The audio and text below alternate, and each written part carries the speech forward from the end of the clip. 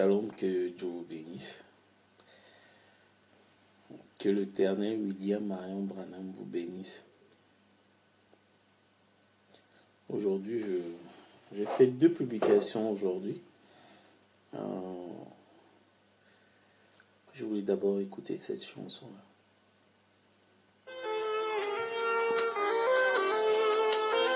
J'ai fait 2 publications aujourd'hui sur William Branham. Il dit que les gens adorent le diable sans le savoir. Vous savez, et j'ai publié sur les 7 sceaux.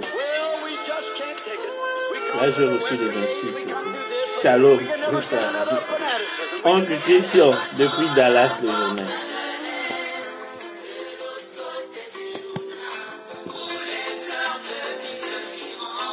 J'écoute d'abord la chanson après je parle.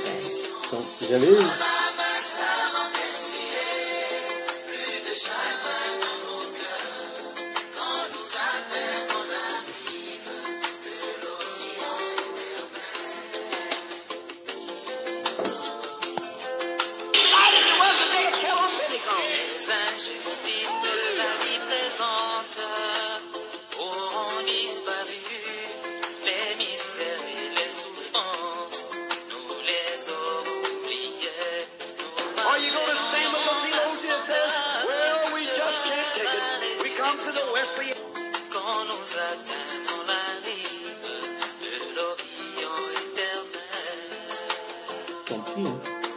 moi je regarde pas, moi je suis un aigle. Un aigle quand il prend la hauteur, les insultes qui sont dans la basse-cour, il n'écoute pas, il n'écoute rien. Là je veux parler de cette chose, je veux parler soit la divinité de Jésus-Christ, parce que les gens commencent à s'embrouiller. Et le diable est rentré. Comme le premier saut, c'est la doctrine. Il a pris un autre, le cheval blanc, pour parler que Jésus-Christ c'est William Branham, il y a des doctrines bizarres. Je veux vraiment éclaircir sur ça. Aujourd'hui, je voulais revenir sur les 7 sceaux pour appuyer un peu ce que j'ai marqué.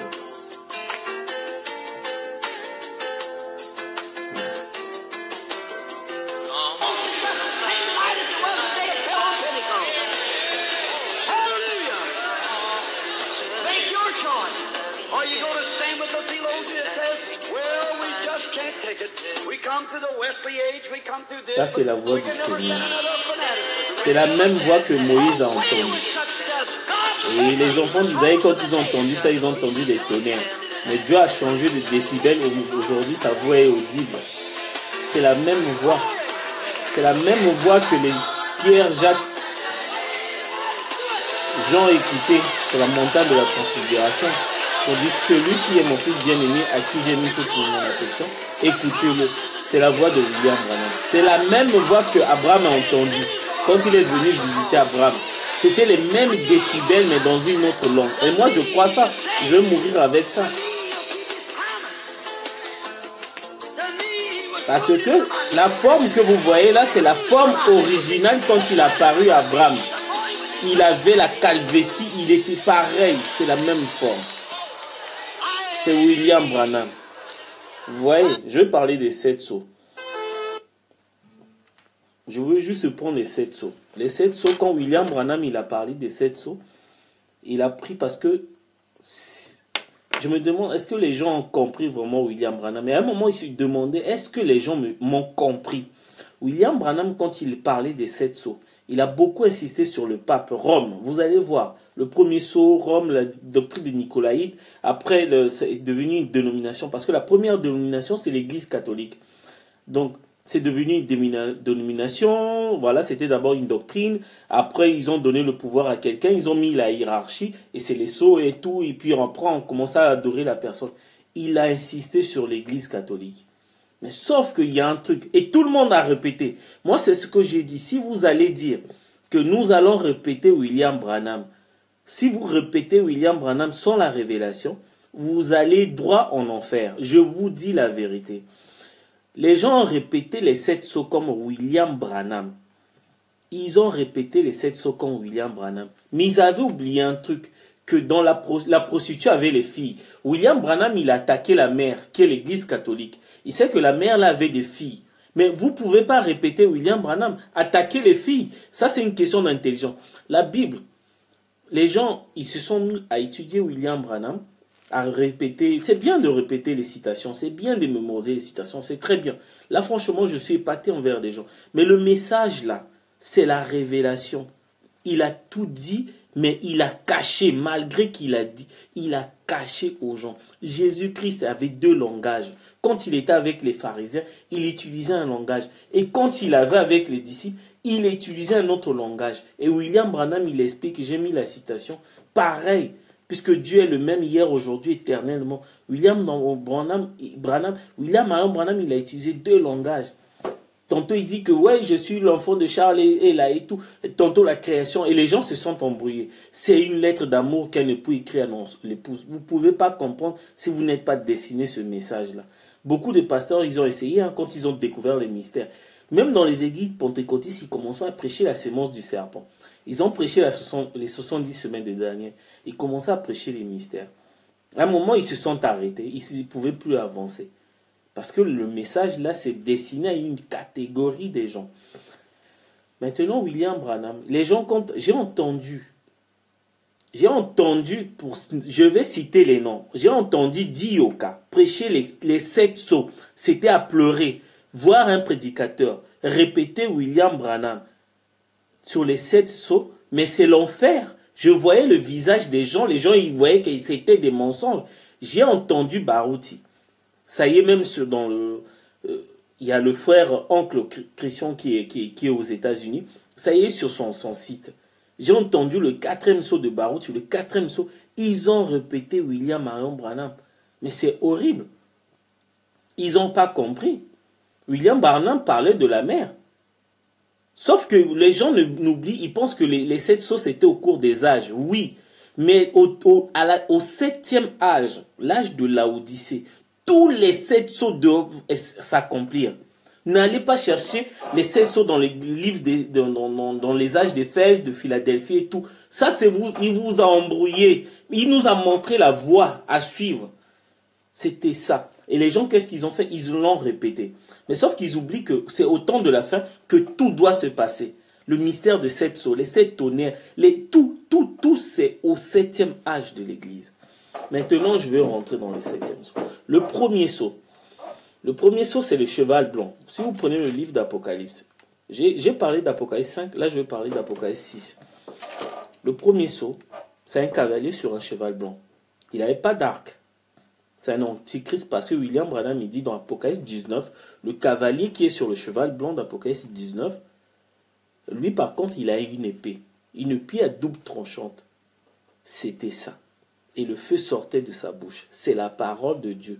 Quand vous prononcez la parole là, c'est le feu qui sort. Le vrai feu, moi je crois ça. C'est le feu là qui détruit le péché. C'était ça. Vous voyez, quand Jean-Baptiste disait, celui qui viendra après moi vous baptisera du Saint-Esprit et du feu. Le feu là, c'était au temps de la fin, qui détruit les péchés. Vous comprenez? Donc, au début, c'était le cheval blanc. Cheval blanc, c'est une doctrine. Déjà, là, un animal, c'est une puissance. Puis le cheval blanc, une doctrine. Mais la doctrine, là, elle est blanche. Comme la vraie parole. Donc, c'était comme c'est ce que Jésus disait dans Matthieu 24, 24. Hein. Il sera l'antichrist, il sera pareil. Il est capable de séduire les élus si c'était possible. Donc, c'était ça, l'antichrist. Il vient avec un cheval blanc. William Branham, il dit ça se passe à l'église d'Éphèse, l'église de temps de Nicolaïte. Mais sauf qu'en tant qu'un élu, lui parlait de la mère, nous on doit parler des filles. Les filles de l'église catholique, c'est le temps de la fin. C'est quoi le mystère du premier sceau? Le premier sceau, c'est la doctrine de du christianisme. C'est la doctrine de nom de Jésus qui est dans les églises. William Branham il dit beaucoup des milliards de gens adorent le diable sans le savoir. J'ai la citation là si vous voulez, je peux vous donner.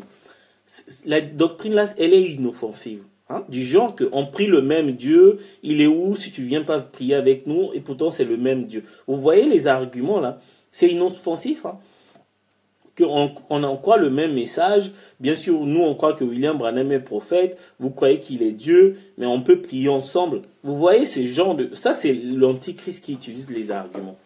Et si tu n'es pas vraiment un élu, tu vas tomber dans le piège. Il n'y a rien de mal. Quelqu'un qui t'invite à prier, il est où le mal? Mais sauf que William Branham, il dit, si tu vas prier avec eux, tu vas prier le diable avec eux, parce qu'eux, ils adorent le diable sans le savoir. Vous comprenez? C'est ça.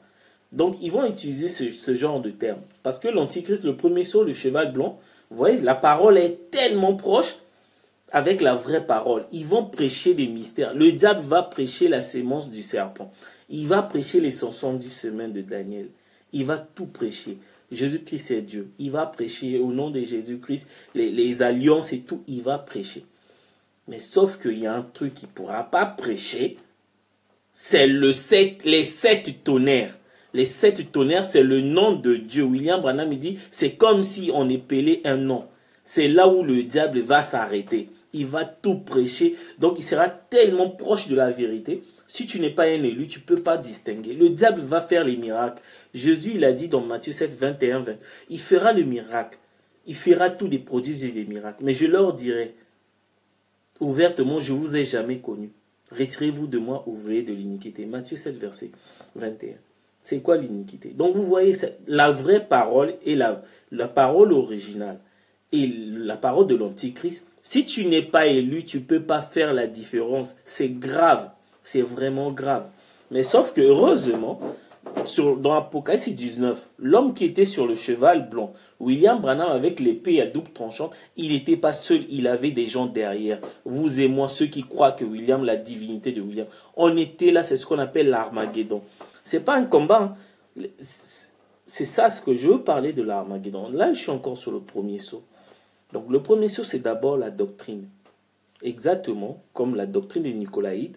Donc Nico conquérir les laïcs, conquérir les chrétiens. Donc amener les chrétiens à venir vers eux pour qu'ils croient à leur doctrine. Leur doctrine où ils veulent donner la puissance à quelqu'un, à une personne particulière. Vous comprenez? C'était ça. Et en plus, deuxièmement, je veux parler, quand ils a fait, ça c'est le premier saut. Maintenant le deuxième saut. Le premier saut, quand la personne qui a appelé, qui a annoncé, c'était le lion. Donc, le lion qui représente l'onction de l'apôtre, parce que les 4 êtres vivants, le premier être vivant, il a annoncé le premier saut, qui était le lion, c'est-à-dire que l'onction de l'apôtre. Le deuxième être vivant, c'est le bœuf, qui a annoncé le deuxième saut. C'est quoi le deuxième saut? Le deuxième saut, c'est là où l'Église, là où on donne le pouvoir à une seule personne. William Branham, il a donné l'exemple au pape. À qui on a donné le pouvoir au pape, il s'est allié au Concile de Nicée, l'association de l'Église et de l'État. Il s'est allié et puis il va demander aux gens d'adorer le pape. Et il y en a qui ont refusé.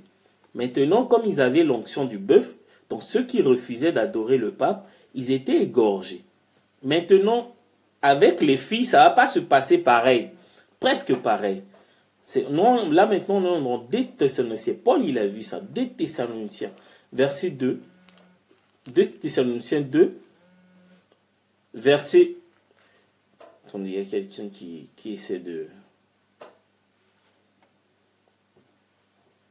Dans 2 Thessaloniciens 2, Paul, il a vu cette personne à qui on est élevé. Vous allez voir. La personne est là. Si vous prenez le livre de 2 Thessaloniciens 2, versets 3 à 4, c'est le deuxième saut où on donne le pouvoir à quelqu'un qui se prend la place de Dieu pour que les gens l'adorent. C'est une personne en particulier. Un homme, ce n'est pas des hommes. Un seul homme, c'est quelqu'un en particulier, vous devez le connaître. William Branham, il a pris le type, c'était le pape. À l'époque, c'était le pape. Mais comme les 7 sauts s'accomplissent au temps de la fin, vous devez chercher cette personne-là au temps de la fin. C'est ça. Tous les 7 sauts, c'est au temps de la fin. Et William Branham, quand il parlait des âges, que les sauts se déroulaient dans les âges, c'était les types et les ombres. Vous comprenez? Et là, si vous prenez 2 Thessaloniciens 2, versets 3 à 4, vous allez voir le deuxième saut. Paul, il a bien parlé ça clairement.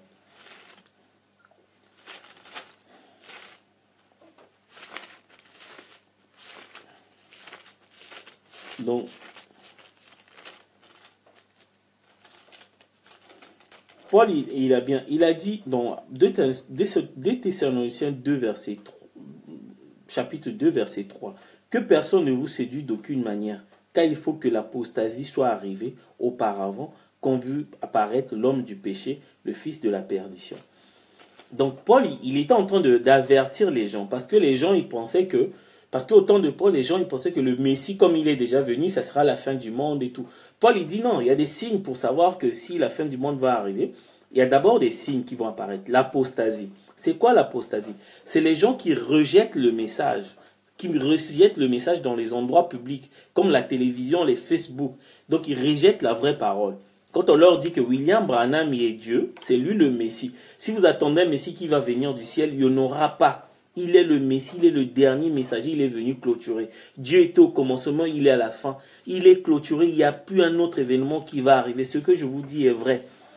William Branham, c'est lui le Jésus-Christ que les gens attendent. Il est venu. Dieu se cache et se révèle toujours dans la simplicité. C'est lui. Mais sauf que les gens vont venir, c'est pas lui, nous c'est Jésus. Ça c'est l'apostasie. Rejeter la parole. On vous présente la vraie parole, vous rejetez. L'apostasie. Je continue toujours. Il faut que l'homme du péché, c'est qui l'homme du péché? William Branham à l'époque, il avait donné que c'était le pape. Ça c'est l'église mère. Mais pour l'église fille, l'homme du péché, si vous voulez connaître qui est l'homme du péché, on va rester dans la Bible. Là, je ne touche même pas les citations de William Branham. On va rester dans la Bible. L'homme du péché, c'est qui? Vous prenez juste 2 Thessaloniciens 5, verset 21.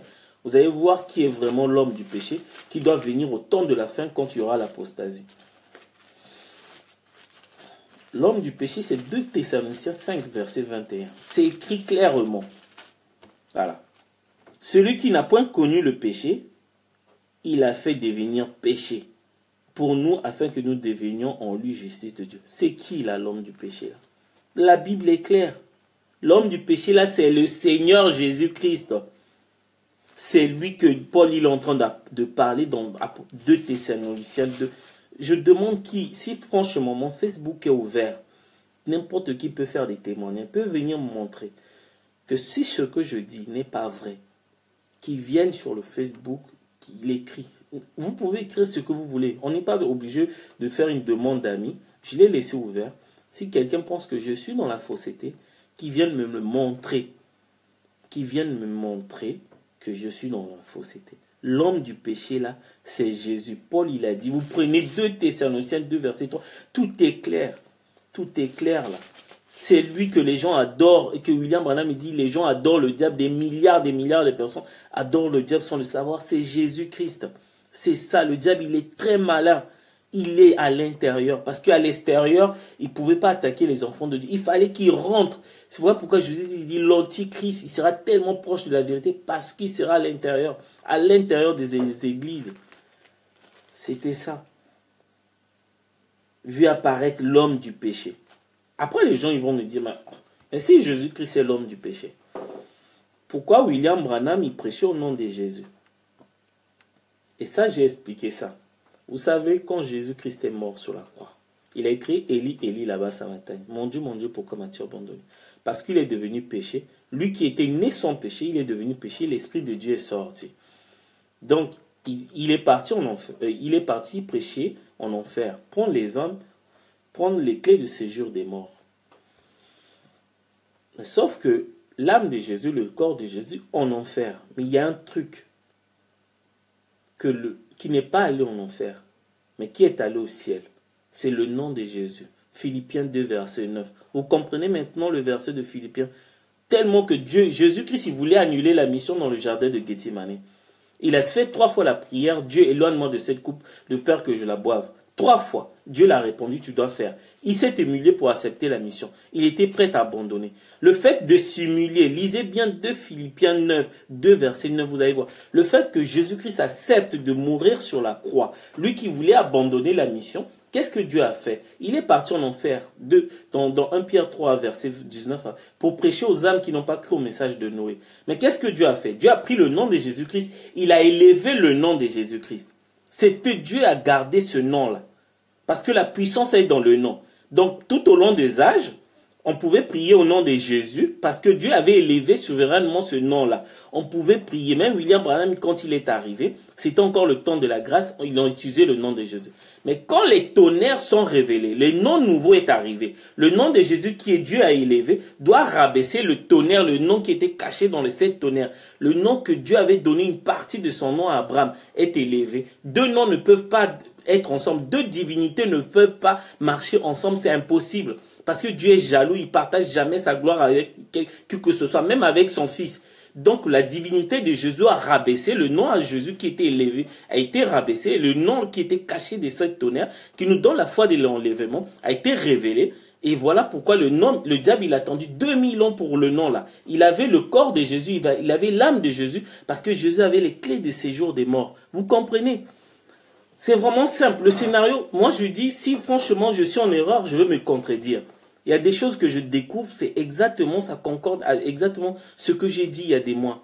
Donc Jésus-Christ, on pouvait utiliser son nom tout au long des âges. On a servi Jésus-Christ parce que Dieu a élevé le nom de Jésus. Philippiens 2,9, le verset là. Si vous comprenez ce verset là, vous avez tout compris. Pourquoi on priait au nom de Jésus sans pourtant que ce soit la marque de la bête? Parce que Dieu avait élevé le nom là. Mais quand les 7 tonnerres sont révélés, les 7 sceaux sont révélés, le nom de Dieu, on devait connaître qui est Dieu, la nature de Dieu et le nom de Dieu. Parce que le 7e sceau, c'est l'arrivée de Christ sur terre. Et les 7 tonnerres qui sont révélés, on a découvert le nom de Dieu. Le diable, il attendait juste ce nom-là soit abandonné. C'est là où Apocalypse 2,17 rentre en scène. Le nom nouveau rentre en scène. Apocalypse 3,12 rentre en scène. Donc le Dieu abandonne le nom nouveau, le nom de Jésus-Christ. Et puis on utilise le nom de William Branham. Mais à l'époque de William Branham, on ne pouvait pas encore utiliser parce que le testament rentre en vigueur à la mort du testateur. Comme au nom de Jésus, on ne pouvait pas encore baptiser au nom de Jésus tant que Jésus était sur terre. Raison pour laquelle, dans Jean, chapitre 16, verset 7, il est dit, il est avantageux que je m'en aille pour que le consolateur, le Saint-Esprit, vienne sur vous. Donc, s'il était encore sur terre, le Saint-Esprit ne devait pas descendre le jour de la Pentecôte. Il fallait qu'il parte. C'est voilà pourquoi Paul, il dit dans Hébreu, que le testament rentre en vigueur à la mort du testataire. Donc, le testataire doit quitter la terre pour que vous bénéficiez du testament. Le testament, c'était le nom de Jésus. C'était l'alliance là, la nouvelle alliance. Mais au temps de Branham, l'histoire doit se répéter parce que Dieu est le même hier, aujourd'hui, éternellement. De la même manière qu'il a travaillé hier, c'est de la même manière qu'il va travailler aujourd'hui. C'est ce qui est dit aussi dans Cantique des Cantiques. Que Dieu est le même hier, aujourd'hui et éternellement. Vous voyez? Donc, la même manière qu'il a travaillé là-bas. Donc, quand William Branham est parti, il a quitté la terre, son nom, donc il y a un nouveau baptême, la nouvelle adoration, nouveau cantique, des nouveaux cantiques, tout est nouveau, parce que le nom a changé, et il a quitté la terre, et le nom de Jésus-Christ, le diable, il a attendu 2000 ans pour prendre ce nom-là. Parce qu'il sait que c'est là où il va faire des dégâts dans les églises avec le nom. C'est là où il va faire. Quand il a récupéré le nom-là, il prêche au nom de Jésus. Il prêche tout au nom de Jésus. Tout. Donc, c'est ça l'Armageddon. L'Armageddon, c'est un combat des noms. Le nom de William Branham avec le nom de Jésus-Christ. Deux divinités. Il y a un qui vient de rentrer en scène, qui est le nom nouveau des 7 tonnerres, qui nous donne la foi de l'enlèvement. Et l'autre, il y a 2000 ans. Il attendait ça, le diable. Il a récupéré. C'est ça. Parce que la vie éternelle, c'est dans le nom. Joël 2,32. Quiconque invoquera le nom de l'Éternel est sauvé. L'enfer aussi, c'est le nom. C'est la marque de la bête. Vous voyez, c'est juste l'histoire des noms. C'est ça. La vie éternelle est là, est cachée dans le nom. Si vous saisissez le nom, c'est fini. Donc là, je suis dans le deuxième saut. Je ne voulais pas partir dans le deuxième saut. Donc on veut, c'est là où l'adversaire qui s'élève au-dessus de tout, ce qu'on appelle Dieu, toujours dans 2 Thessaloniciens, ou de ce qu'on adore, jusqu'à s'asseoir au temple de Dieu, se proclamer lui-même Dieu. La Bible dit nous sommes au temple de Dieu. Donc les gens auront le Saint-Esprit de Jésus, mais ils iront en enfer. Voilà pourquoi William Branham dit, il y en aura certains qui auront le Saint-Esprit, avoir et aller en enfer. C'est ça. 2 Thessaloniciens, c'était ça. Quand vous entendez William Branham dire que tu peux avoir le Saint-Esprit et aller en enfer, c'est ça. Parce que le diable va s'installer dans le temple de Dieu. Le temple de Dieu, c'est une personne. Il n'y a que le Saint-Esprit qui peut vraiment rester là. L'Esprit de Jésus, c'est le Saint-Esprit que William Branham dit. Si vous avez le Saint-Esprit, vous pouvez aller en enfer. Vous pouvez parler en langue, vous pouvez prophétiser, vous pouvez faire des miracles et aller en enfer. Parce que vous n'avez pas le bon Saint-Esprit. Vous avez le Saint-Esprit. Je ne sais pas. Ce que je vous dis est vrai. les gens vont se reconnaître. Les gens vont se reconnaître. Les gens vont se reconnaître. Jésus, il a dit, vous allez faire les miracles à mon nom. Vous allez parler en langue à mon nom. C'est avec le Saint-Esprit. Là, Paul, il a dit. Là, je n'ai pas encore touché la citation de William Branham. Je reste dans la Bible. Parce que je veux parler à tout le monde. Les gens, quand ils touchent les citations, voilà. Je reste dans la Bible. Parce que je peux prendre aussi les citations pour montrer aux gens qui croient au message que, voilà, puisqu'il y en a qui ont rejeté la Bible. Rejeter les versets bibliques, c'est l'apostasie. Si vous rejetez la Bible, vous ne voulez plus croire aux versets bibliques, c'est l'apostasie, vous rejetez la parole. Donc, quelqu'un qui a le Saint-Esprit de William Branham, il croit toute la parole. L'Apocalypse, comme le Nouveau Testament, l'Ancien Testament, le message. Voilà, c'est ça celui qui a le sceau de Dieu. Maintenant, deuxième sceau, il y a une différence. William Branham, il dit dans le deuxième sceau que les gens qui ne voulaient pas adorer le pape, ils étaient égorgés. Ils étaient tellement fiers de mourir avec leur foi. C'est ce qu'on appelle l'esprit de bœuf, l'esprit de sacrifice. Mais par contre, au temps de la fin, moi, quand j'ai publié, je dis les gens vont adorer Jésus-Christ parce qu'il s'est assis là où il était Dieu normalement, qui est dans le temple le temple de Dieu, c'est les personnes. Et pareil, parallèle avec ce que William Branham il a dit, parce que le diable, le pape, il s'est fait Dieu, le remplaçant de Christ, le vicaire et tout, et il voulait que les gens l'adorent. Il y en a qui ont refusé, ils étaient égorgés. Maintenant, ici, on n'égorge pas les gens. Alors que William Branham, il dit, dans le deuxième sceau, on doit égorger les gens. Mais quand j'ai publié, j'ai dit non, on ne va pas égorger les gens. Et on m'a dit, oh, mais c'est pas pareil, puisqu'il doit avoir le sang et tout, parce que c'est le deuxième sceau. Moi, j'ai dit non. Sauf que vous avez oublié, vous savez que William Branham, il est tellement Dieu merveilleux. Le message l'est destiné destiné à une catégorie des gens. Il révèle jamais tout dans un livre. Il éparpille. Le message, c'est comme un puzzle. Donc, il a jeté les messages partout. Donc, il faut avoir la révélation pour les reconstituer. Donc, si vous lisez comme ça, vous n'avez pas la révélation, vous allez manquer des mots. Il va vous manquer des cases, des puzzles. Pour ceux qui ont des puzzles avec des enfants, il faut aller chercher. Vous allez chercher parce qu'il n'a pas tout révélé au même endroit. Il n'a pas révélé tout dans le livre de 7e sceau. Il n'a pas tout révélé là-dedans. Il a révélé dans la brèche, il a révélé dans la fête des trompettes, il a révélé, donc les 7 sceaux, c'est éparpillé. Il faut les regrouper. C'est en petits morceaux, en puzzle. Maintenant, pourquoi on ne va pas tuer les chrétiens? Nous, on a refusé d'adorer Jésus-Christ. Est-ce qu'on est mort? Mais non, mais on est dans le deuxième sceau. Parce que dans le deuxième sceau, il y avait dans la fête des trompettes, William Branham, il dit que quand le sixième ange sonna de la 6e trompette, il y avait 200 myriades de démons qui étaient liés dans le fleuve d'Euphrate. Je vais vous expliquer. Quand vous entendez la trompette, c'est destiné aux Juifs. Et ces démons-là, ils étaient liés pour ne pas attaquer les Juifs. Donc le fait qu'ils soient liés dans le fleuve d'Euphrate, donc ils vont attaquer les chrétiens. Ils ne vont pas toucher les Juifs. Mais au temps de la fin, quand on va sonner la 6e trompette, ces démons-là seront libérés. Au lieu d'attaquer les chrétiens comme dans l'ancien temps, ils vont attaquer les Juifs, ils vont persécuter les Juifs qui seront attachés à leur foi. C'est ce qui est arrivé pour les nazis avec Staline, Eichmann, Himmler, quand ils tuaient les Juifs parce qu'ils étaient Juifs. C'était les démons là qui ont attaqué. Ce sont les mêmes démons qui sacrifiaient, qui égorgeaient les chrétiens parce qu'ils ne voulaient pas adorer le pape. Et les mêmes démons là, on les a libérés. Au lieu d'attaquer les croyants, ils attaquent maintenant les Juifs qui sont attachés à leur... Voilà, c'est ça le deuxième sceau. C'est pareil. C'est pareil. Donc le sacrifice qui était avec les croyants là-bas, qui ne voulaient pas adorer le pape, ce sacrifice-là va se faire avec les Juifs, avec les camps de concentration, avec les sacrifices des Juifs, les chambres à gaz et tout. Ce sont les mêmes démons. Les 200 myriades, si vous prenez Apocalypse 9, ils sont là. Pour ceux qui lisent la Bible. Parce qu'il y en a qui ont déjà oublié la Bible. Vous prenez Apocalypse 9, vous allez voir les 200 démons là sont. Voilà. Les 200 démons. Tac. J'ai lu ça tout à l'heure et pourtant.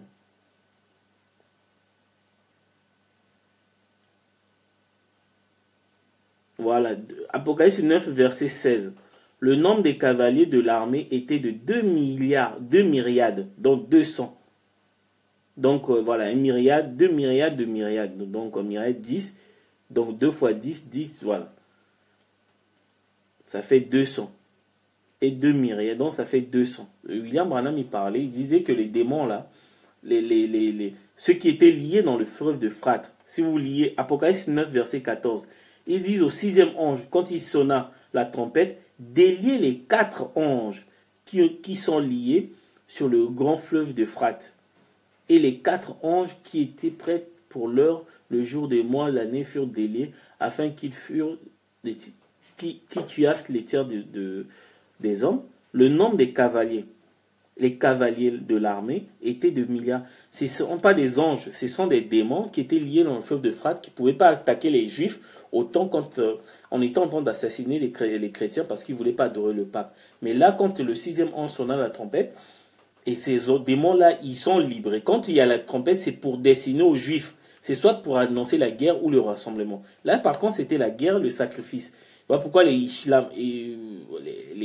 et tout, ils ont égorgé les juifs. Ça, c'est le deuxième saut. Vous voyez, moi, j'ai vu un pasteur, là, j'ai eu pitié. Il disait que non, le fait que les Arabes, Al-Qaïda, assassinent les chrétiens en Orient, c'est le deuxième saut. Mais qui vous a dit ça? Vous voyez le fait de répéter le message. Ça vous mène, le message là, si vous n'avez pas la révélation, restez, asseyez-vous. Asseyez-vous au lieu de raconter des histoires.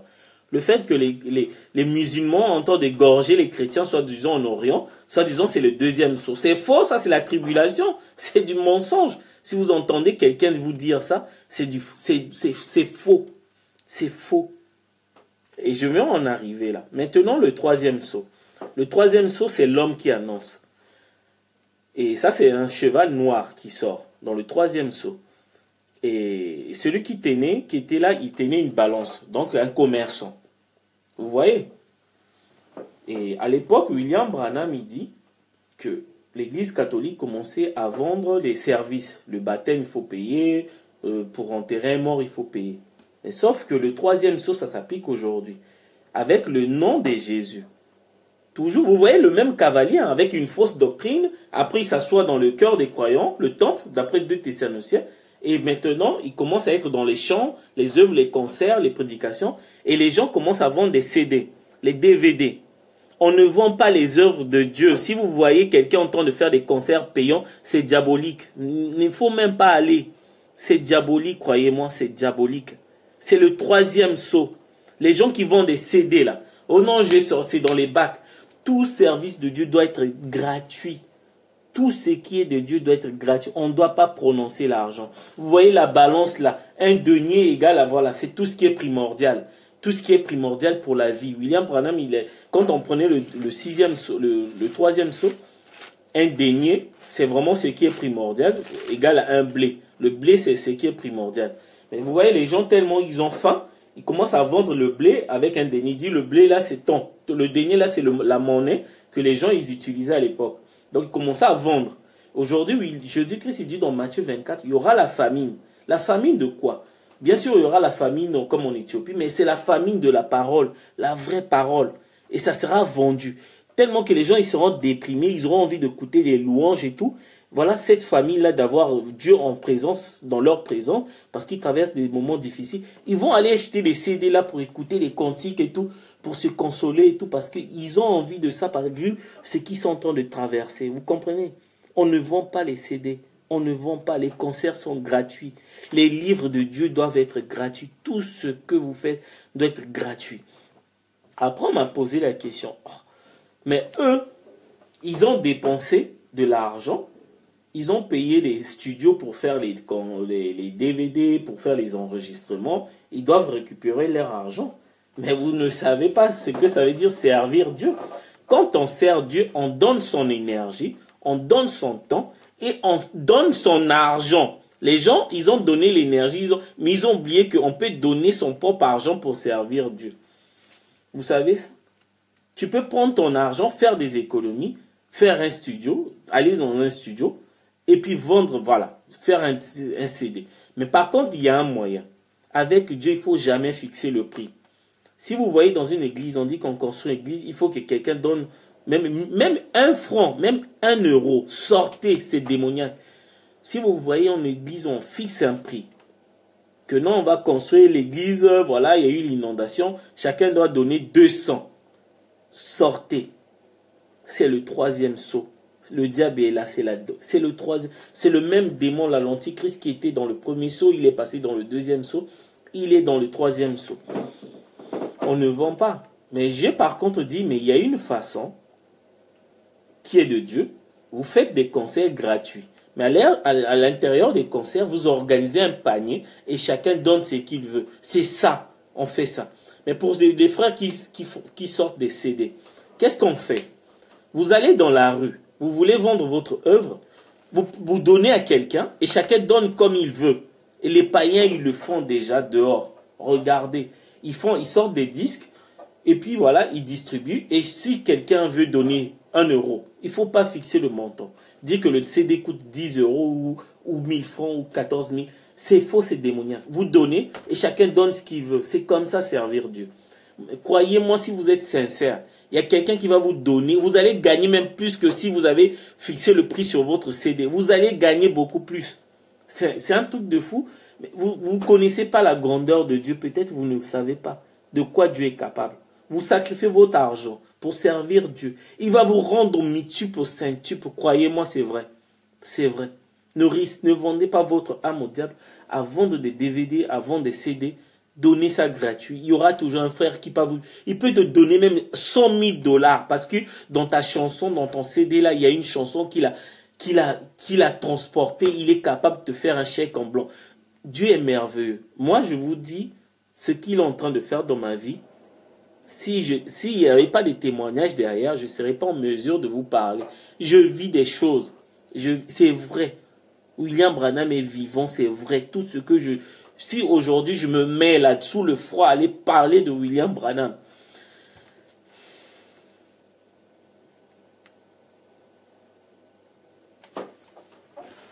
Ce message, là. Excusez-moi.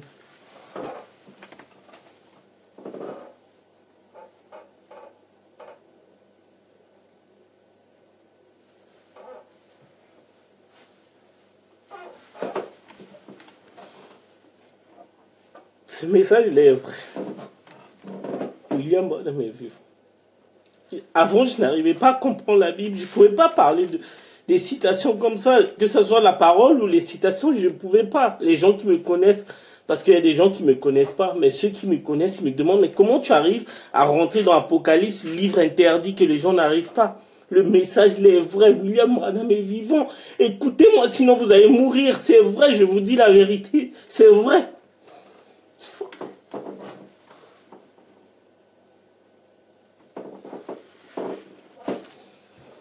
Je prends, ça c'est le 3e saut.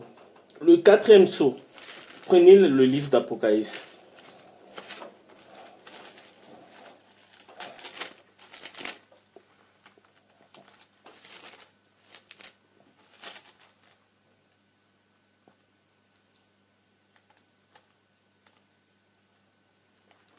Et le 4e saut, il y a l'aigle. Quand vous voyez l'aigle, c'est le message. Le messager, c'est le prophète. Quand il a entendu le 4e saut.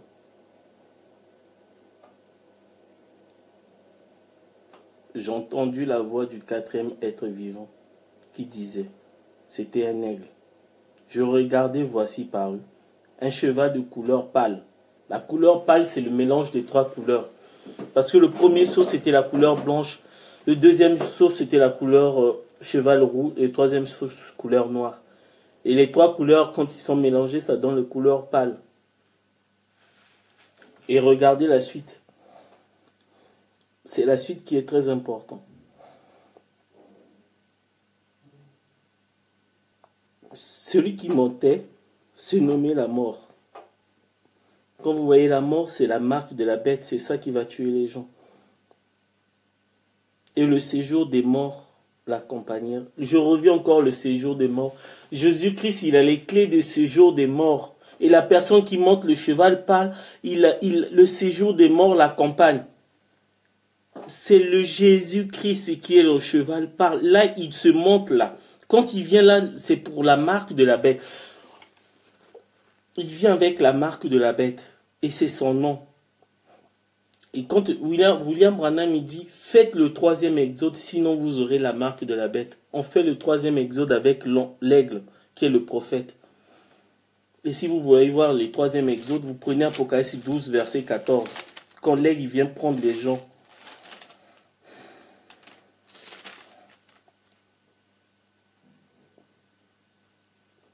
Apocalypse 12, verset 14.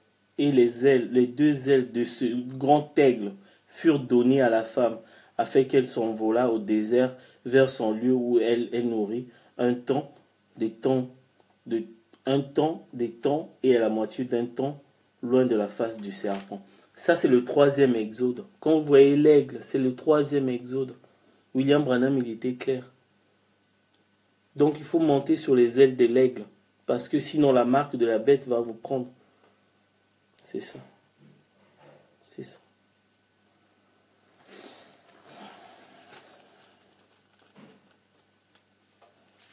Et le 5e sceau.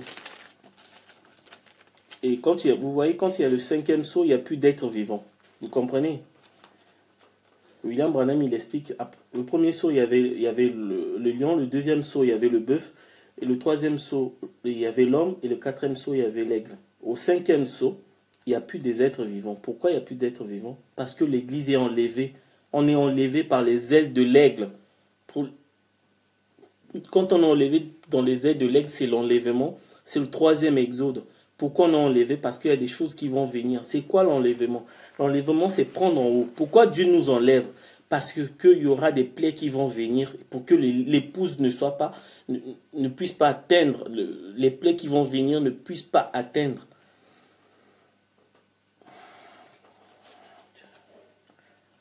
L'enlèvement, quand Dieu prend l'enlèvement, donc on est dans les ailes de l'aigle, donc on fait le 3e exode, la marque de la bête vient. Il n'y a pas que la marque de la bête, il y a aussi les fléaux, il y a aussi les tribulations. Mais le 6e sceau, c'est quoi? Le 6e sceau, c'est quand les Juifs ils étaient persécutés. Donc les démons qui étaient liés dans le fleuve d'Euphrate, qui étaient en train de persécuter les chrétiens dans l'ancien temps, parce qu'ils ne voulaient pas adorer les papes, les démons là sont libérés, d'après Apocalypse 9, versets 16 à 17, et ils vont persécuter les Juifs. Et donc les Juifs, ils seront persécutés par les nazis, ils vont réclamer la robe blanche, parce que Dieu les a fermés, ils ne vont pas voir le Messie, et en retour, Dieu va leur accorder une robe blanche qui est la vie éternelle. Tous les Juifs sont sauvés. Tout ce qui est juif est sauvé. J'ai dit ça. Et un frère, je lui ai dit qu'il m'a dit que Nicodème n'est pas sauvé. Nicodème, il était juif, il est sauvé au temps de la fin. S'il n'avait pas cru au message de Jésus, mais au temps de la fin, au son de la trompette, les juifs sont sauvés. Maintenant, le 6e sceau. Ça, c'était le 5e sceau. Le 6e sceau, c'est la tribulation. C'est quoi la tribulation? La tribulation, Jésus, il a parlé de la tribulation dans Matthieu 24. Dans Matthieu 24, Jésus, il parlait des guerres. Des bruits de guerre, des signes au ciel. Les signes là, ce sont les ovnis. Ce sont les ovnis que les gens vont se lamenter, ils n'auront jamais la définition. Ils vont voir des ovnis. Les ovnis là, ce sont les signes du temps de la fin. Si vous voyez les ovnis, je n'ai pas dit qu'il y a des extraterrestres à l'intérieur. Il n'y a pas des extraterrestres. Les ovnis sont réels. C'est vrai, il y a des anges qui sont dedans.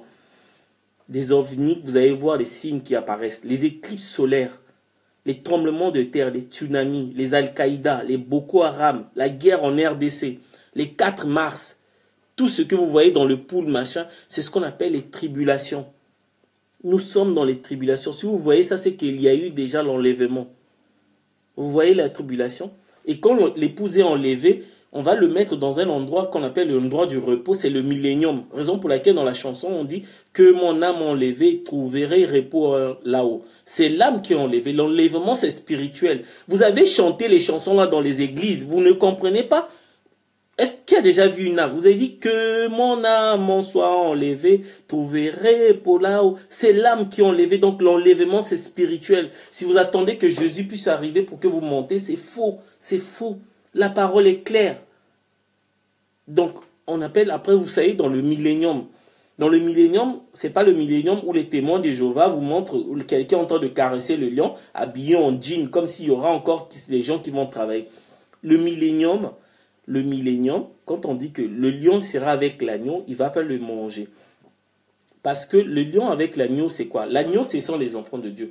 On va vivre tout ça, mais on ne va jamais mourir par des guerres. Un élu ne peut pas mourir dans la guerre en RDC. Un élu ne peut pas mourir par le sida. Tout ça là, les Ebola, tout ça là, ce sont les tribulations. C'est le loup là, c'est ça. Les tribulations, c'est ça. L'agneau, c'est l'épouse. Il va vivre ça, mais les trucs là ne peuvent pas l'attaquer. Voilà pourquoi on dit que non, le millénium, le lion ne va pas attaquer l'agneau. C'est ça les choses là, les maladies bizarres, les tremblements de terre, ça ne peut pas nous attaquer. C'est ça. C'est ça. On va vivre avec ça, on va courir la guerre de 5 juin, mais on ne mourra jamais par la balle parce que ça ne peut pas nous atteindre. Vous voyez les choses de Dieu. William Branham, il dit la réalité est toujours plus étrange que la fiction. Vous comprenez? On vous a menti, on vous dit que non, on va monter comme des Superman. C'est faux, tout est faux. Il n'y a rien qui va se passer au ciel. Il n'y a rien. Tout est là.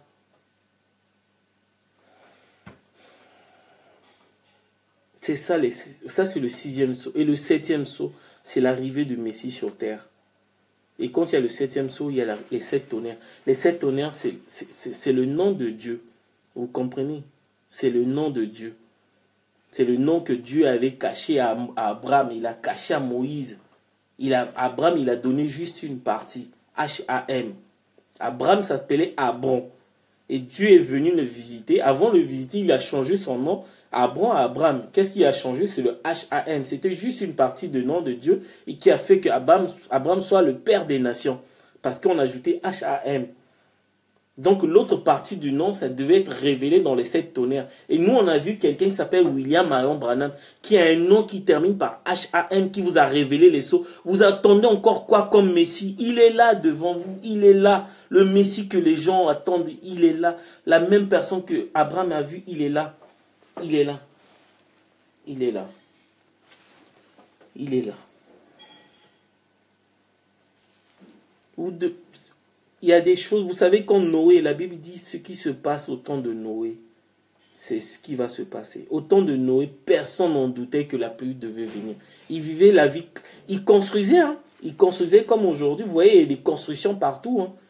Ils se mariaient, ils mariaient leurs enfants. Effectivement, aujourd'hui, que quelqu'un a une fille, la première des choses, il pense déjà au mariage de la fille. Mais sauf qu'avant d'arriver au mariage, il y a d'abord les études. Non, les gens, ils pensent déjà au mariage, au temps de Noé. Donc les gens, ils commencent déjà... Tous les signes sont là, tous les signes. Vous attendez des trucs extraordinaires, mais ça se passe sur votre nez, vous ne voyez pas. Vous avez tellement... Voilà pourquoi William Branham ne voulait pas que vous regardiez les télés, les films de cinéma. Parce que le diable vous fait croire que les trucs là vont se passer comme dans les films de fiction. Mais vous attendez que ça se passe comme vous avez vu dans les films. Mais c'est pas comme ça. Voilà pourquoi il a défendu le cinéma. N'allez pas, le diable, il vous a transformé le cerveau.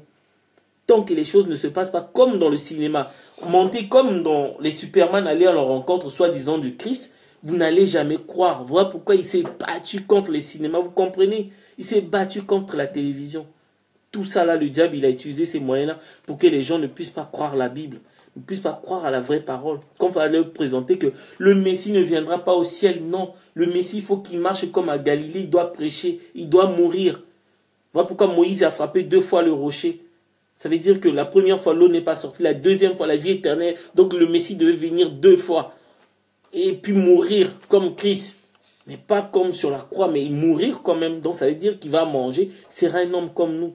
Mais tant qu'on a vu des télés, des films de cinéma, on pensait que non, on sera comme des Superman, rencontre dans les airs et tout. Mais on vous a menti. Rencontre dans les airs, c'est quand William Branham, la nuit est arrivée, William Branham qui représentait l'épouse, il est monté, parce que William Branham est l'accomplissement de tous les types. Donc il est en même temps l'époux et l'épouse en même temps. Vous voyez?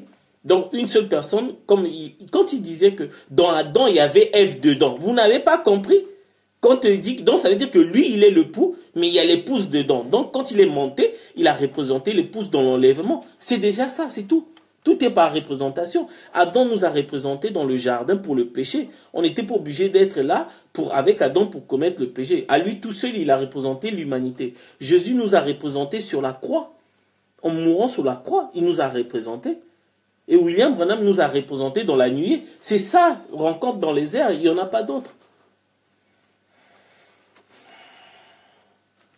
Ce que je vous dis est bon.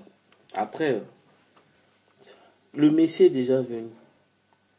Et le 7e sceau était ouvert d'abord le premier, après les autres sont ouverts parce que le Messie doit d'abord... Bon, je dois m'arrêter là. C'est ce que je voulais vous dire sur les 7 sceaux. Et je veux parler sur la divinité de Jésus-Christ. Parce qu'il y a une fausse doctrine qui est en train d'avancer là. Le diable, il avance. Il ne croyait pas que William Branham était Dieu. Il ne croyait pas que le Messie était venu. Il commence à dire que le Messie est venu, mais caché dans William Branham et tout. Ça, c'est démoniaque. Ça, c'est le premier saut. Pour vous attirer vers lui. La doctrine des Nicolaïtes. Il n'y a rien d'offensif. Hein. Mais sauf qu'il s'approche. Il sera tellement proche à la proche vérité, capable de séduire les élus. Vous allez voir. Je veux parler de ça. Donc voilà les 7 sceaux. Que Dieu vous bénisse. Excusez-moi encore une fois, mais il y a une chanson là que j'aimerais vraiment écouter.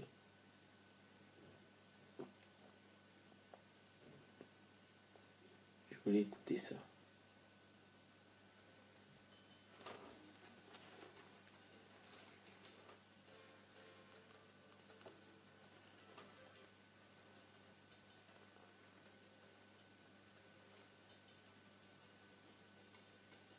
Non.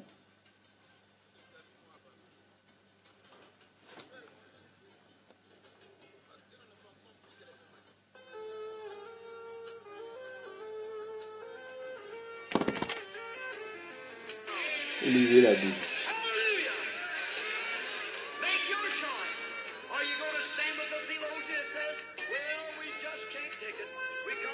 Lisez la Bible. Un chapitre par jour. Lisez la Bible. Ça sera vraiment une surprise. La terre là sera détruite. Les gens au temps de Noé s'attendaient à rien que la terre devait s'engloutir. Il n'y a pas un signe. N'attendez pas que vous allez voir des signes bizarres qui vont apparaître dans le ciel pour vous annoncer que la terre sera détruite par les bombes atomiques. Il n'y a rien. Vous allez vivre normalement. Il n'y a rien qui va se passer. Mais ça va venir par surprise. C'est ça. Et j'ai dit, si franchement j'ai l'esprit de William Branham, je ne peux pas me contredire. J'ai dit ça.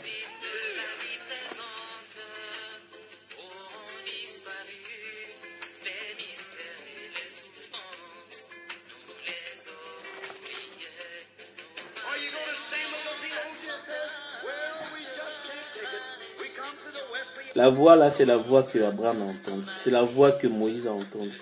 C'est la voix que Jean et Jacques et Pierre, ils ont entendu sur la montagne de transfiguration. C'est la même voix, la même tonalité. Et moi, je crois ça, je mourrai sur ça. La révélation là, que tu sois un pasteur ou machin, non. Il y a tellement de choses qui se concordent. Il y a des choses que je découvre, ça concorde avec ce que j'ai dit il y a longtemps. Sans pourtant lire William Branham. Tous les signes sont là. Lisez la Bible. Ne rejetez jamais les versets bibliques. Si vous voyez quelqu'un, on lui présente un verset biblique qui dit « Moi, je veux la voix de la bouche de Dieu, William Branham ». Ça, c'est l'apostasie, il a rejeté la parole. La Bible, c'est l'Ancien Testament, le Nouveau Testament. Et le Troisième Testament, qui est le livre d'Apocalypse, révélé par William Branham, qui est le message de l'heure. Tout, vous devez prendre ça en compte. Vous comprenez? Ne rejetez jamais les versets bibliques. Un verset biblique, c'est comme une citation, c'est pareil. C'est William Branham qui a parlé, qui a écrit ça. Parce que ne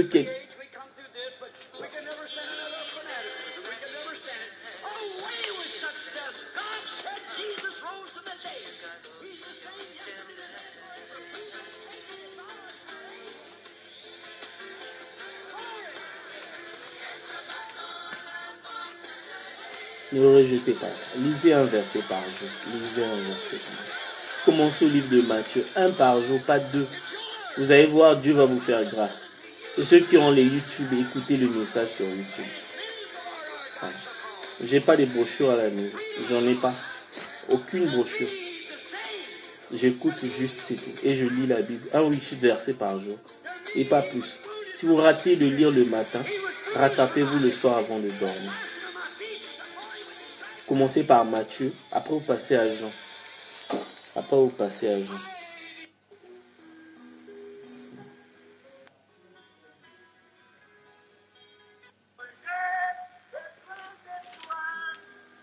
Donc, vous voyez, non? Après, vous laissez Marc, Luc, parce que Marc, Luc répètent les mêmes choses que Matthieu et Jean. Vous allez revenir après. On n'a pas dit d'abandonner. Parce que, je ne sais pas. Après, vous laissez Actes des Apôtres. Vous rentrez directement en Éphésiens. Vous allez revenir après. Et ainsi de suite. Vous allez juste à Jude. Vous voyez?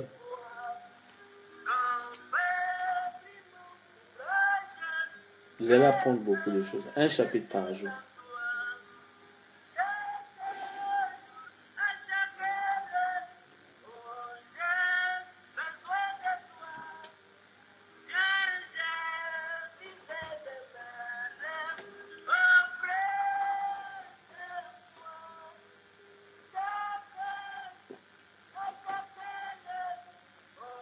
Lisez la Bible. Et dans Apocalypse 22, la Bible dit que ceux qui se souillent encore. Vous allez voir des abominations, vraiment des abominations graves, des choses que... Moi, quand les trucs qui s'est passé en Libye, j'ai fait une vidéo, j'ai dit, ce que vous avez vu en Libye là, vous avez vu des vidéos, vous avez pleuré. Et Claudia Serre qui ont organisé les marches et tout à Paris, c'était bien, j'ai adoré l'initiative. Mais je dis, vous allez voir des trucs abominables sur vos écrans, à la télé, dans les faits divers, vous allez poser la question, comment un être humain peut faire ça à un autre être humain? C'est ça les abominations. Ceux qui se souillent encore. Ceux qui se justifient encore. Ceux qui se sanctifient encore. Ça veut dire quoi? Ceux qui se sanctifient encore. C'est-à-dire qu'il y aura des sœurs en Christ et des frères en Christ, ils vont s'attacher à la parole. Donc ils vont plus faire des péchés, c'est vraiment la parole, ils vont se... Et ceux qui vont faire le mal, ils vont faire le mal d'habitude. Des trucs sordides et abominables, vous allez voir ça. Croyez-moi, vous allez voir. Moi, au moins quand vous allez voir ça, vous ne serez pas étonné parce que ça a été annoncé. Apocalypse 22. Apocalypse 22. Pas 22, mais Apocalypse 22. Verset 10, comme ça. Apocalypse 22, verset 1. Que celui qui est injuste soit encore injuste. Donc les gens mauvais là, ils seront encore très mauvais. Que celui qui se souille encore. Des gens qui pratiquent des abominations, machin. Vous allez voir, Et celui qui se justifie pratique encore la justice. La justice, c'est la parole de Dieu, la parole de l'heure. C'est l'épouse. Là, on parle de l'épouse. Et celui qui est saint se sanctifie. Là, c'est plus l'épouse, hein, c'est l'église, les vierges folles. Hein, qui croient à la parole, qui portent les longues jupes, qui continuent à prier au nom de Jésus. C'est eux qui vont, ce sont eux les saints. La sanctification, c'est ça. Ne pas boire, ne pas fumer. Voilà, ils vont vraiment s'attacher. Par contre, l'épouse se justifie. L'épouse se reconnaît dans la justice de Dieu qui est la parole de l'heure. Vous comprenez? C'est l'explication de Matthieu 20, Apocalypse 22, verset 11.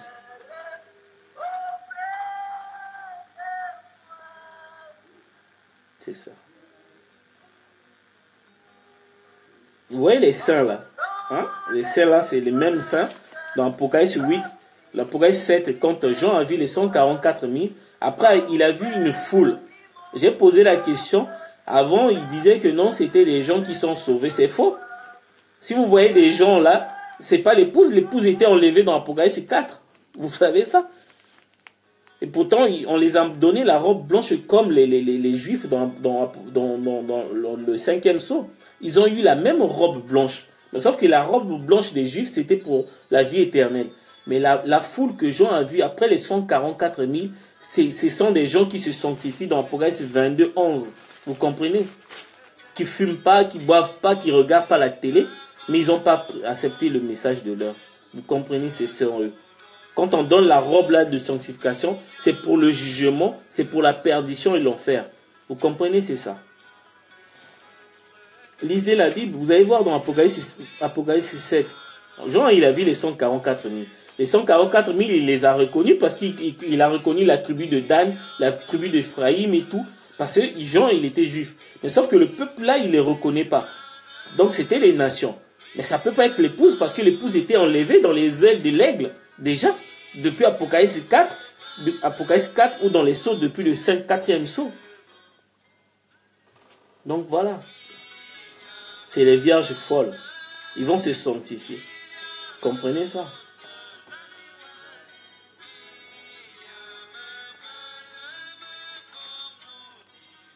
Mais bon.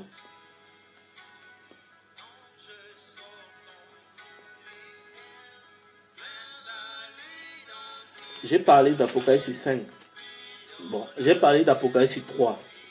J'ai expliqué Apocalypse 3, j'ai expliqué Apocalypse 4. Non, Apocalypse 4, j'ai expliqué Apocalypse 3. Quand il dit, écrit à l'ange de Laodicée, voici ce que dit Amen, le témoin véritable, le fidèle, le commencement de la création de Dieu. C'est un mystère, j'ai expliqué ça. Et au 4e, Apocalypse 4, quand la voix dit à Jean, monte ici, c'est l'enlèvement. Apocalypse 5, qui est digne d'ouvrir le sceau. L'ouverture de l'agneau qui prend le livre. J'ai expliqué ça, j'ai publié. Et là, Apocalypse 6, c'est les 7 sceaux. Apocalypse 6. Apocalypse 7, c'est les 144 000 et la foule à qui on a donné la robe de sanctification pour qu'ils se sanctifient encore davantage. Ils vont plus regarder la télé, ne plus fumer, porter les longues jupes et tout. Voilà, ne pas aller. Voilà, c'est ça. Et Apocalypse 8, c'est le 7e sceau, l'ouverture du 7e sceau. Et j'ai parlé de ça. Il y a eu un silence dans le ciel, un silence respectueux, parce qu'il y a le Messie qui devait venir sur terre. Et Apocalypse 9, c'est la fête des trompettes. J'ai expliqué, normalement, moi, ce qui m'importe, c'est la 5e et la 5e et la 6e, la 6e et la 7e trompette. C'est ça qui, parce que les premières trompettes, c'était quand Dieu, voilà, les types, c'était quand Dieu a appelé Israël à sortir de l'Égypte. Et puis il y a eu des tempêtes de jubilé et tout, la tempête de la Pentecôte. Et puis voilà. Et puis Apocalypse 10, j'ai parlé d'Apocalypse 10, de l'ange qui descend du ciel. Voilà, c'est l'ange céleste. Les gens ils disent, oui, il y avait un ange terrestre. Oui, il y avait un ange terrestre qui était William Branham. Et l'ange céleste, c'est William Branham. Parce que dans le livre d'Apocalypse, c'est une seule personne qui joue plusieurs rôles. C'est la pièce de Shakespeare. Donc on dit que non, il y a 2 anges. Mais il y a 2 anges, si on compte, ça va faire 8. William Branham, il est le dernier ange. Donc l'ange céleste, là, c'est l'ange, c'est l'ange terrestre, c'est la même personne. Et j'ai parlé d'Apocalypse 11, les 2 témoins. Les 2 témoins, Élie et Moïse, c'est la montagne de transfiguration. C'est Malachie 4 qui vient pour ramener le cœur des pères à leurs enfants, apporter le message à Israël. Si vous attendez qu'un prophète allait à Israël pour prêcher, c'est faux. Parce que Joseph, quand il a rencontré les 12 tribus, par contre, Pharaon, quand il a rencontré les 12 tribus, c'était hors Israël. C'était pas en Israël.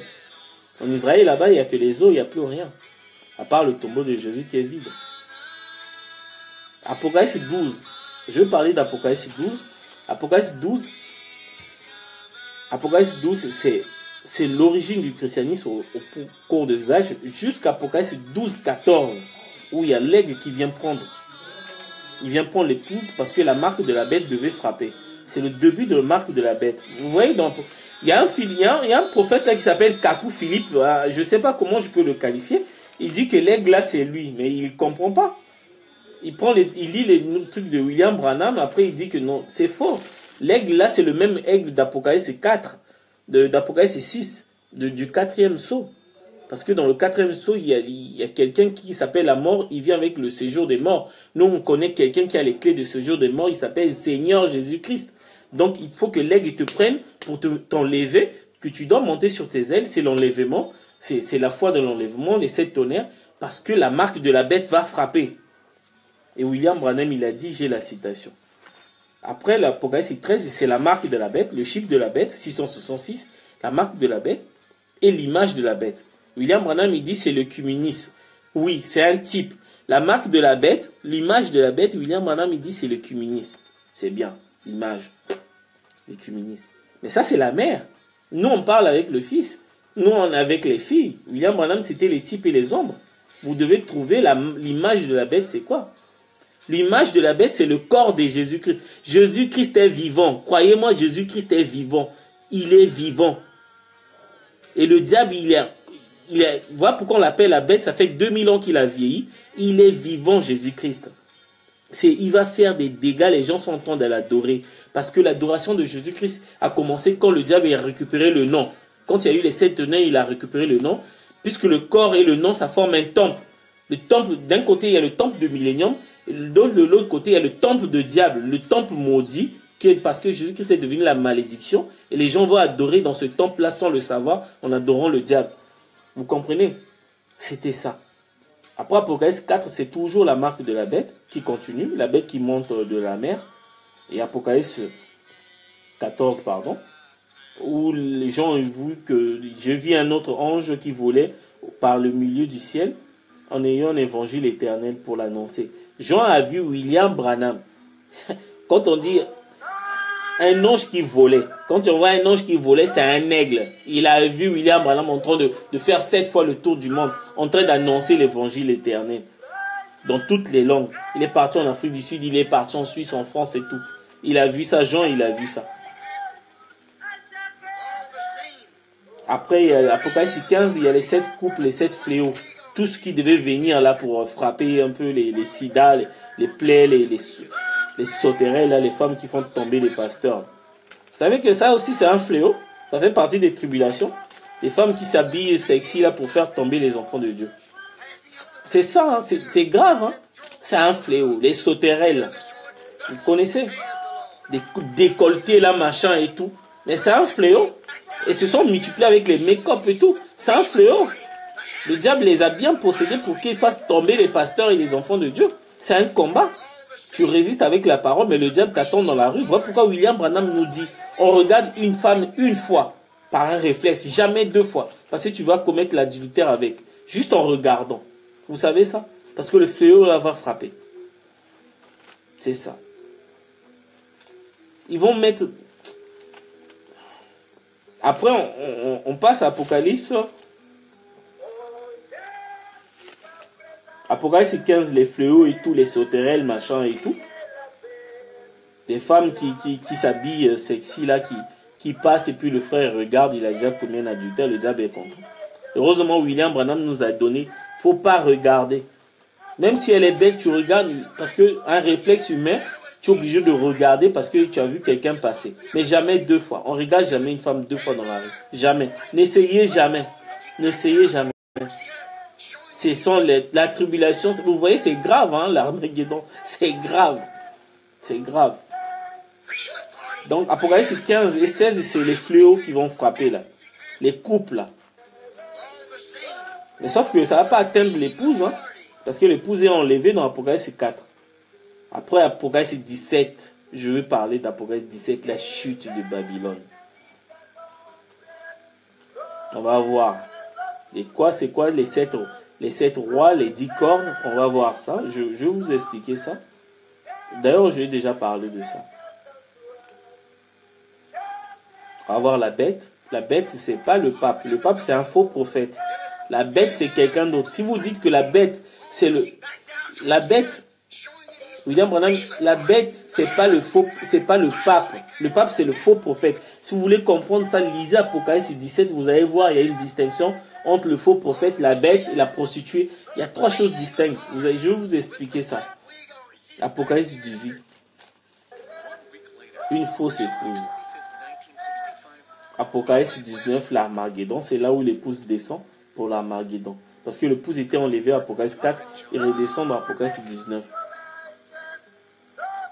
Après Apocalypse 20, Satan lié pendant 1000 ans. C'est le millénium. Et puis Satan délié. Je vais vous expliquer ça aussi. J'ai déjà expliqué ça dans le millénium. Mais je parlerai de ça quand je vais avancer. Et Apocalypse 21, c'est le nouveau ciel et la nouvelle terre. Le nouveau ciel et la nouvelle terre, c'est la nouvelle Jérusalem. C'est une personne, c'est William Marion Branham. Il est là. N'attendez pas qu'il y aura une nouvelle. Non. C'est ça. Après Apocalypse 22, c'est la conclusion. Vous voyez? C'est la conclusion où Jean voulait adorer l'ange. Il dit, garde-toi de le faire, je suis ton compagnon. Après, c'est là où on dit, ne retranchez pas, ne rajoutez pas. C'est quoi retrancher la parole et rajouter?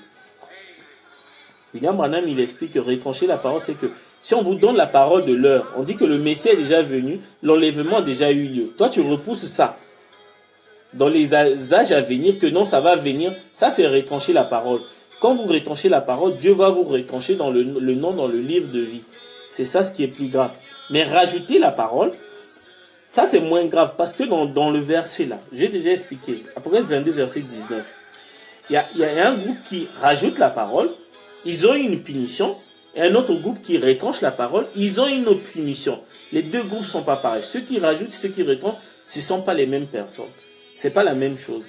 Vous voyez la punition pour les gens qui retranchent, qui rajoutent, c'est juste des gens à qui on peut dire que des choses qui ne se sont pas encore passées. Parce qu'au temps de Paul, eux ils disent que se sont passées. Parce qu'au temps de Paul, les gens pensaient que la résurrection a déjà eu lieu. Voilà pourquoi Paul il avertit, il dit non, la résurrection n'a pas encore eu lieu, mais avant ça, il faut qu'il y ait l'apostasie, il y a ça.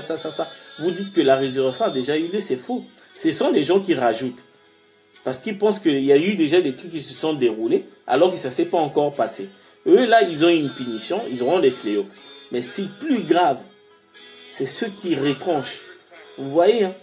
Donc, les promesses d'aujourd'hui, se sont accomplies, mais ils disent que non, ça va venir. Vous voyez l'inverse. Donc, ceux qui en rajoutent, c'est ceux qui pensent qu'il y a certaines choses qui se sont déjà accomplies alors que ça ne s'est jamais accompli, comme au temps de Paul sur la résurrection.